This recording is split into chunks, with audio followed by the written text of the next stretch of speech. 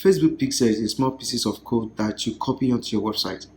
With the pixels, you can bring back website visitors or bring in new people who might likely make a purchase or become a lead.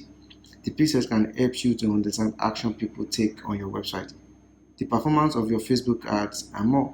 To get started, open Ad Manager, go to the pixel section, create a name for your pixel. If someone else manage your website, choose email instruction to the developer. If you are using supported website platforms such as WooCommerce, Magento, and OpenCart, choose an integration or tags manager.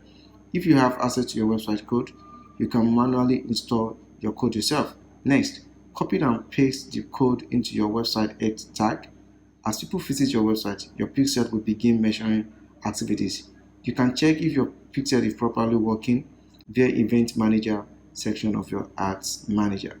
Visit www.youtube.com/Seyi Omotunde. Start learning now.